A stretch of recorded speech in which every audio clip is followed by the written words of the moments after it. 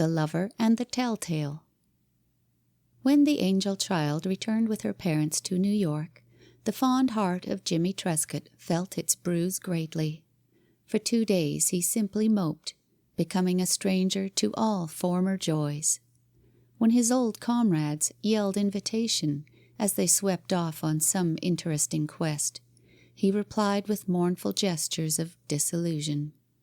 He thought often of writing to her, but of course the shame of it made him pause. Write a letter to a girl? The mere enormity of the idea caused him shudders. Persons of his quality never wrote letters to girls.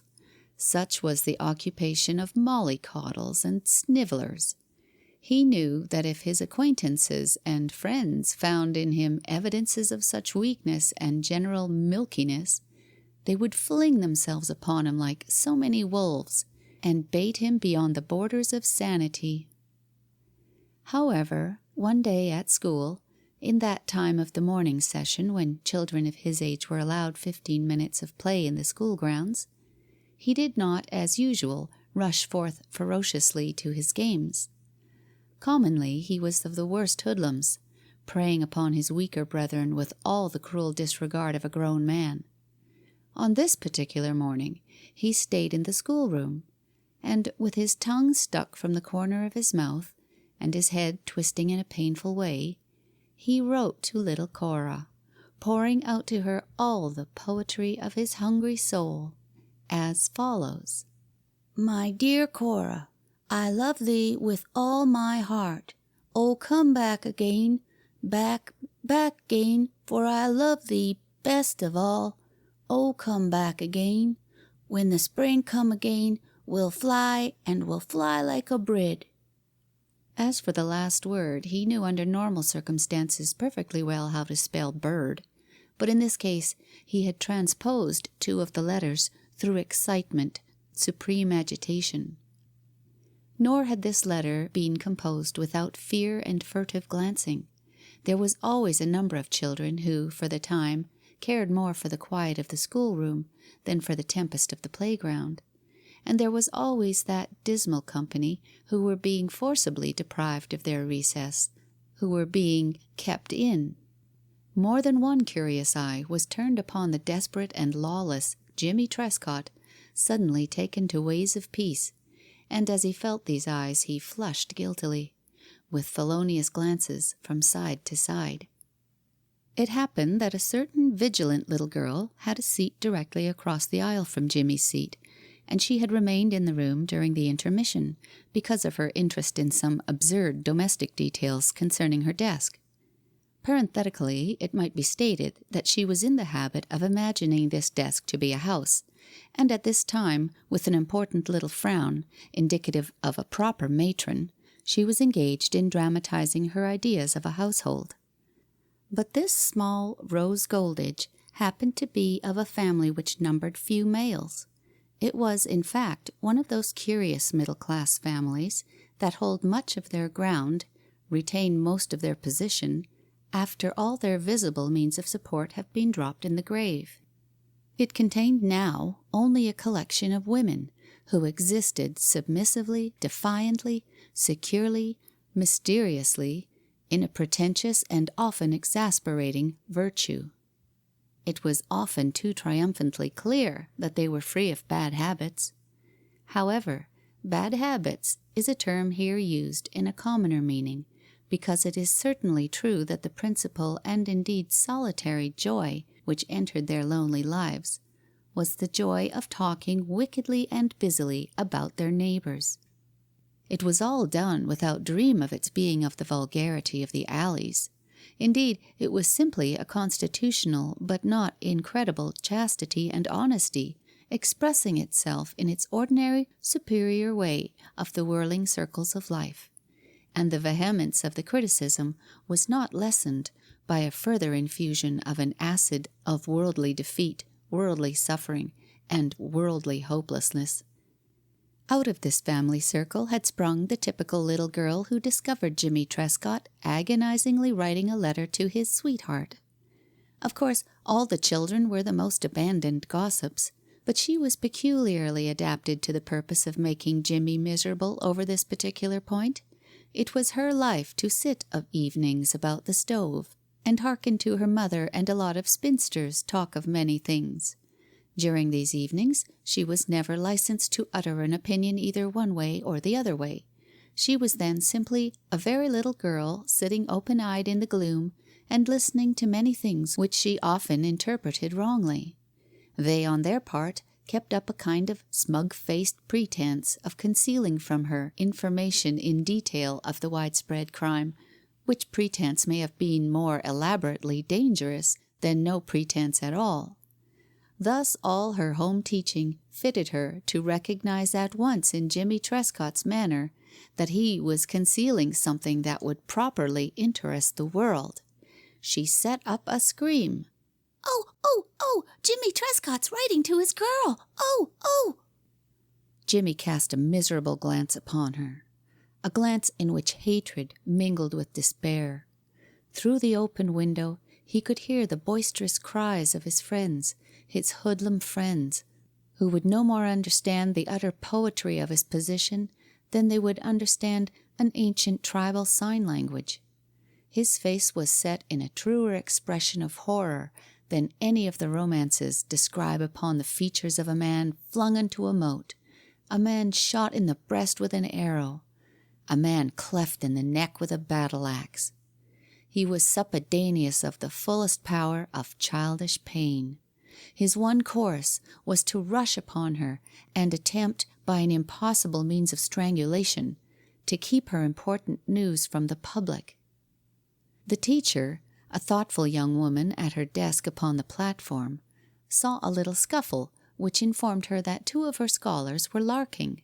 She called out sharply. The command penetrated to the middle of an early world struggle. In Jimmy's age there was no particular scruple in the minds of the male sex against laying warrior hands upon their weaker sisters. But of course this voice from the throne hindered Jimmy in what might have been a berserk attack. Even the little girl was retarded by the voice, but without being unlawful, she managed soon to shy through the door and out upon the playground, yelling, "Oh, Jimmy Trescott's been writing to his girl!" The unhappy Jimmy was following as closely as he was allowed by his knowledge of the decencies to be preserved under the eye of the teacher. Jimmy himself was mainly responsible for the scene which ensued on the playground. It is possible that the little girl might have run, shrieking his infamy, without exciting more than a general but unmilitant interest. These barbarians were excited only by the actual appearance of human woe. In that event they cheered and danced. Jimmy made the strategic mistake of pursuing little Rose, and thus exposed his thin skin to the whole school. He had in his cowering mind a vision of 100 children turning from their play under the maple trees and speeding towards him over the gravel with sudden wild taunts. Upon him drove a yelping, demoniac mob in which his words were futile. He saw in this mob boys that he dimly knew, and his deadly enemies, and his retainers, and his most intimate friends. The virulence of his deadly enemy was no greater than the virulence of his intimate friend. From the outskirts the little informer could be heard still screaming the news, like a toy parrot with a clockwork inside of it. It broke up all sorts of games, not so much because of the mere fact of the letter-writing, as because the children knew that some sufferer was at the last point, and, like little blood-fanged wolves, they thronged to the scene of his destruction. They galloped about him, shrilly chanting insults. He turned from one to another, only to meet with howls. He was baited. Then, in one instant, he changed all this with a blow. Bang! The most pitiless of the boys near him received a punch, fairly and skilfully, which made him bellow out like a walrus, and then Jimmy laid desperately into the whole world, striking out frenziedly in all directions. Boys who could handily whip him and knew it, backed away from this onslaught. Here was intention, serious intention. They themselves were not in frenzy, and their cooler judgment respected Jimmy's efforts when he ran amok. They saw that it really was none of their affair.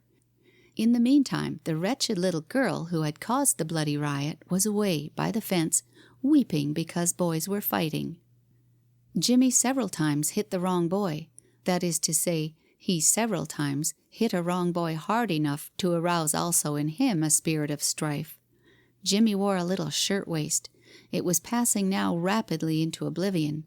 He was sobbing, and there was one bloodstain upon his cheek. The school ground sounded like a pine tree when 100 crows roost in it at night. Then upon the situation there pealed a brazen bell. It was a bell that these children obeyed, even as older nations obey the formal law which is printed in calfskin. It smote them into some sort of inaction. Even Jimmy was influenced by its potency, although, as a finale, he kicked out lustily into the legs of an intimate friend who had been one of the foremost in the torture. When they came to form into line for the march into the schoolroom, it was curious that Jimmy had many admirers. It was not his prowess, it was the soul he had infused into his gymnastics, and he, still panting, looked about him with a stern and challenging glare. And yet, when the long tramping line had entered the schoolroom, his status had again changed. The other children then began to regard him as a boy in disrepair, and boys in disrepair were always accosted ominously from the throne. Jimmy's march towards his seat was a feat. It was composed partly of a most slinking attempt to dodge the perceptions of the teacher, and partly of pure braggadocio erected for the benefit of his observant fellow men. The teacher looked carefully down at him. "Jimmy Trescott," she said. "Yes'm," he answered with business-like briskness, which really spelled out falsity in all its letters. "Come up to the desk." He rose amid the awe of the entire schoolroom. When he arrived, she said, "Jimmy, you've been fighting." "Yes'm," he answered. This was not so much an admission of the fact as it was a concessional answer to anything she might say. "Who have you been fighting?" she asked. "I dunno'm." Whereupon the Empress blazed out in wrath. "You don't know who you've been fighting?" Jimmy looked at her gloomily. "No'm." She seemed about to disintegrate to mere flaming faggots of anger. "You don't know who you've been fighting?" she demanded, blazing. "Well, you stay in after school until you find out." As he returned to his place, all the children knew by his vanquished air that sorrow had fallen upon the house of Trescott. When he took his seat, he saw gloating upon him the satanic black eyes of the little Golditch girl. End of The Lover and the Telltale.